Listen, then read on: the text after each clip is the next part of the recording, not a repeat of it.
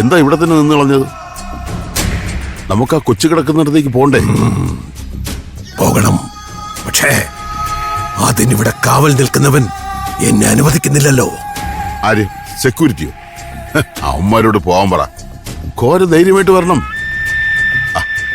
എന്റെ ഭാര്യയെ കാണാൻ വന്നാണെന്ന് പറഞ്ഞാ പോരെ? വെഡിത്തം പറയാതിരിക്കുന്നാക. അവന്റെ കാര്യമല്ല ഞാൻ പറഞ്ഞത്. കണ്ടില്ലേ, എന്നെ അകത്തേക്ക് കയറാൻ അനുവദിക്കാതെ കാവൽ നിൽക്കുന്നത് ആ ശക്തിയാണ്, എന്റെ ശത്രുശക്തി. അങ്ങനെ അധിക നേരം നീ എന്നെ പുറത്തോട്ട് നിർത്താമെന്ന് വിചാരിക്കണ്ട.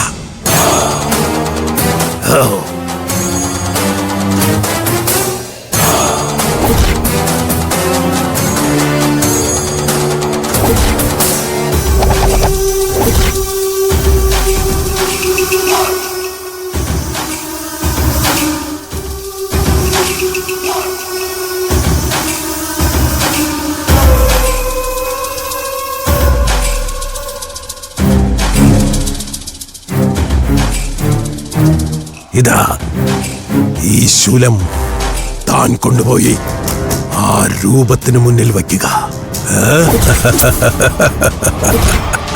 നേരത്തോട് നേരം കഴിയുമ്പോ അതിന്റെ ശക്തി ക്ഷയിച്ചില്ലാതാകും.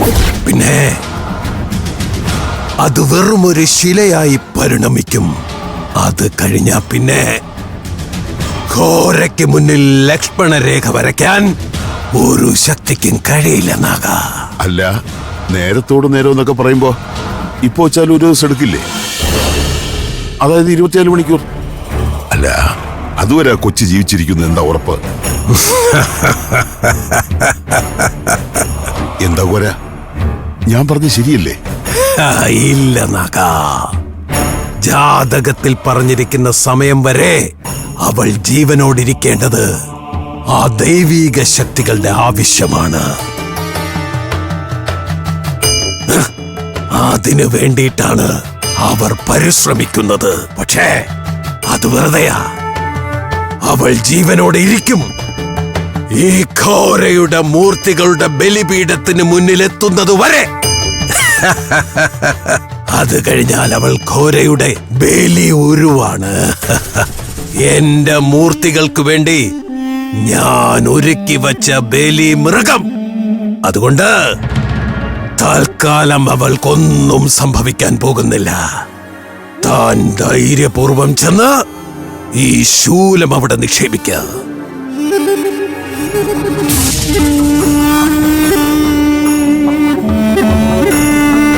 അത് ഞാൻ ചെയ്യാം. പക്ഷേ ഘോര, ഒരു സംശയം കൂടി ചോദിച്ചോട്ടെ? അല്ല, എന്റെ ഭാര്യ വനജയുടെ അസുഖം, അവൾക്ക് കുഴപ്പമൊന്നും വരില്ലല്ലോ അല്ലേ?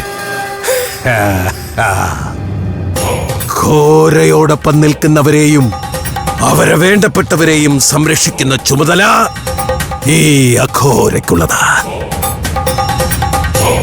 ഞാൻ പറഞ്ഞതുപോലെ ഈ ശൂലം അവിടെ നിക്ഷേപിച്ചാൽ തന്റെ ഭാര്യയ്ക്കും ഒന്നും സംഭവിക്കില്ല.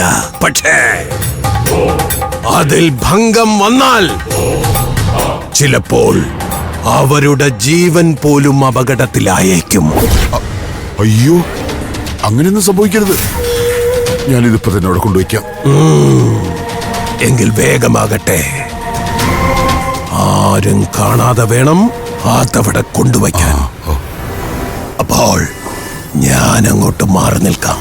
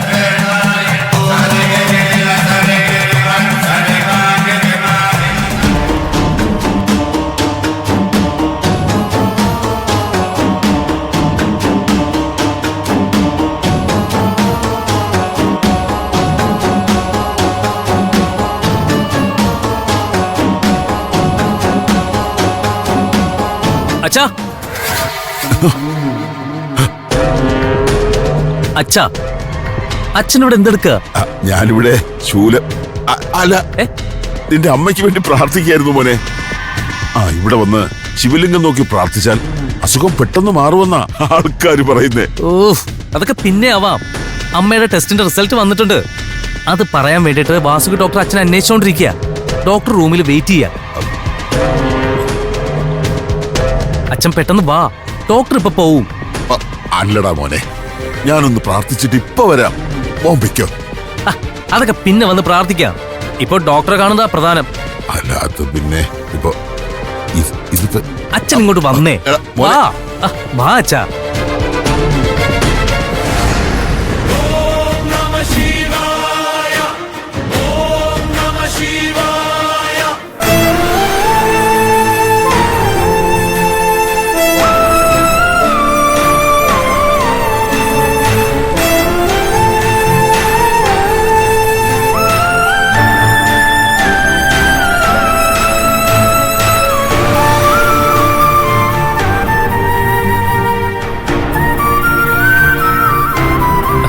സിസ്റ്ററെ, ഡോക്ടർ പോയോ? നിങ്ങൾ അച്ഛനും മോനും ഇത്രയും നേരം എവിടെയായിരുന്നു? എത്രയെന്ന് കരുതിയ ഡോക്ടർ വെയിറ്റ് ചെയ്യുന്നേ? നിങ്ങളെ കാണാതായപ്പോ ഡോക്ടർ പിന്നെ വരാന്ന് പറഞ്ഞു പോയി. അല്ല, അത് പിന്നെ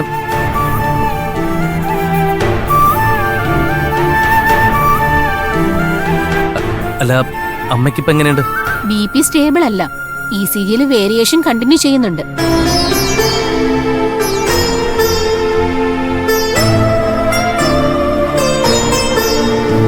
ഇത് ഡോക്ടർ തന്ന പ്രിസ്ക്രിപ്ഷനാ. ഈ മരുന്ന് എത്രയും വേഗം വാങ്ങണം. ഇവിടുത്തെ ഡിസ്പെൻസറി കിട്ടില്ല, പുറത്തുനിന്ന് വാങ്ങണം.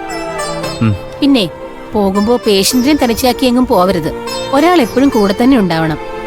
ശരി.